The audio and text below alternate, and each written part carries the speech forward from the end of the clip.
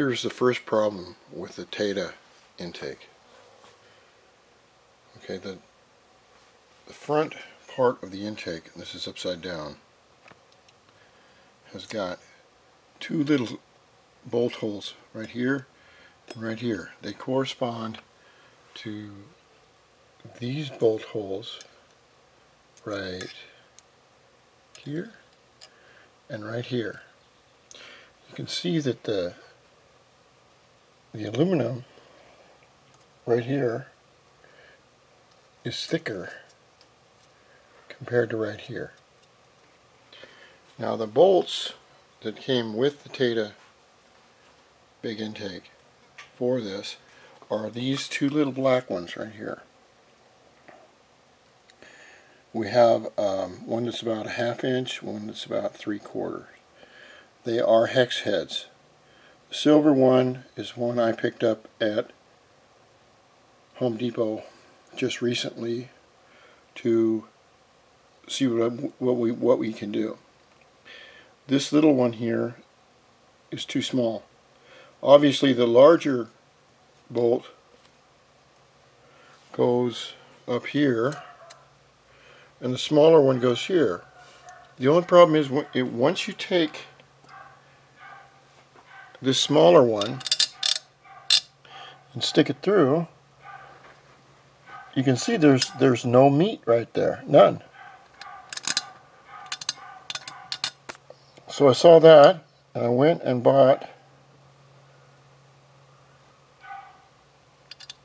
the larger one, and then you can see how much more that sticks out and how much more that can go into the bottom of the TAIDA intake.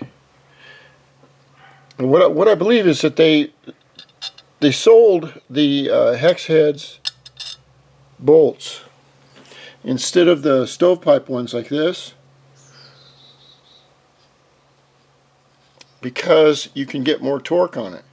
But if you want to go with the Phillips, we take the larger one here, and I'll give you all the sizes and I'll show you what that's going to do. It sticks right up through there, and you can see you have about 2-3 millimeters, I think. That's enough to fit into this front port here. These are blind screw holes or bolt holes. They don't go all the way through, so you can only use a certain size bolt. This is the smaller one, and it goes right here. And of course it has to go through the bottom, but you can see it has just about the same amount of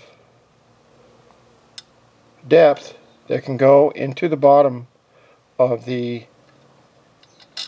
intake. Now let's take out, this is the one I just bought, and we'll go over the measurements with you. This is a stock one right here. You can see where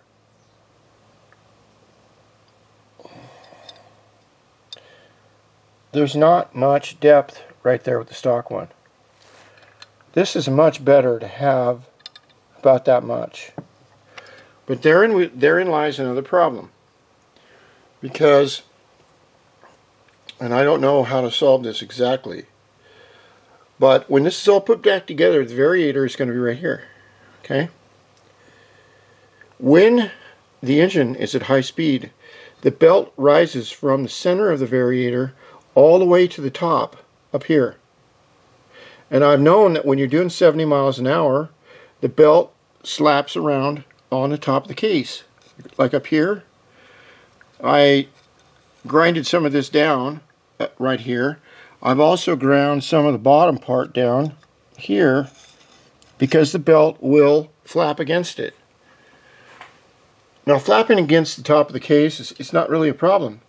But if that belt at 70 miles an hour flaps against this edge right here, as you can see, okay, it'll tear the belt all to hell. And this is not much better because it's sticking out a lot. It's just the way it's made. I don't know if there's anyone else out there that has used the TAIDA big intake and put it on and been able to get some torque on it.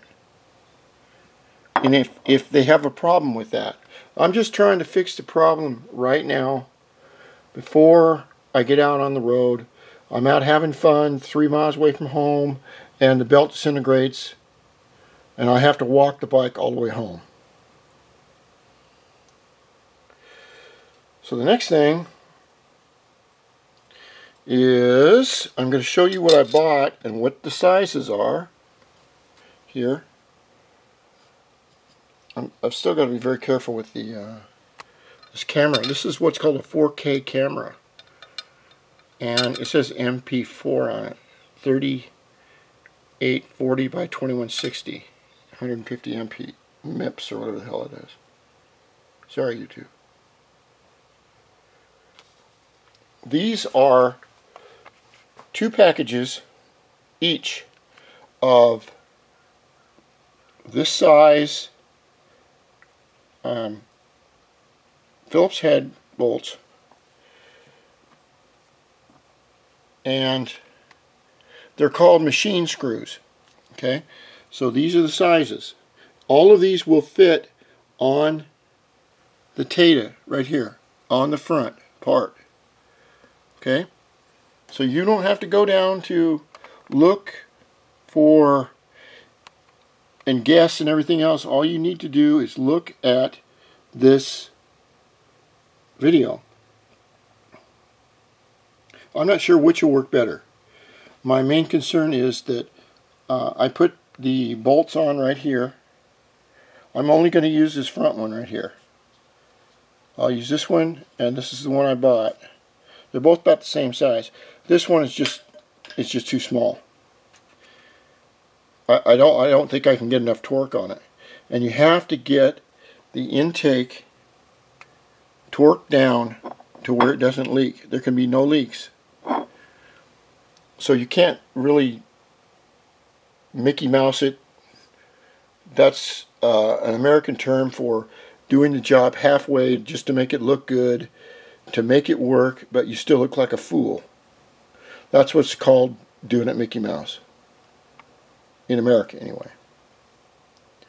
These are the sizes again. These are the socket cap screws, which are the ones that have the hex heads like this. And I don't know what size that is, or this size. This is your standard, regular hex head that you use on your CT manifolds. All these other type of manifolds that you've got. I've probably got 30 or 40 of these, and it only takes one type of hex wrench to make it work. So that's the problem I'm dealing with right now. The way I think I will handle the problem is I'm going to use some thread locker blue, if I can find it. I have to be really, really slow with this camera because it's in 4K and it's going to jerk around. It's so slow. I'm even talking in a whisper so I don't hurt it. Let me see if I put it in here.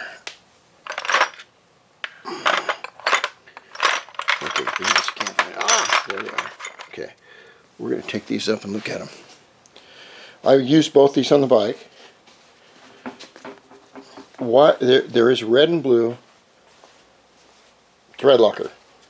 Okay. So what they do, of course, is they put the blue thread locker in the red, and they put the red thread locker, high strength, in the blue one. Why? I don't know. So what I'll do on this setup is I will use the blue thread locker. It's just basically a glue that holds it. You put it on the threads here, and you may put a little bit in here. It holds everything really tight so it doesn't get loose. But if you use the red high strength thread locker, which I don't recommend to use it if you don't have to, it will not come off unless you basically take a flamethrower or a heat gun or an acetylene torch and actually heat the bolt up where it will loosen up the glue to come off.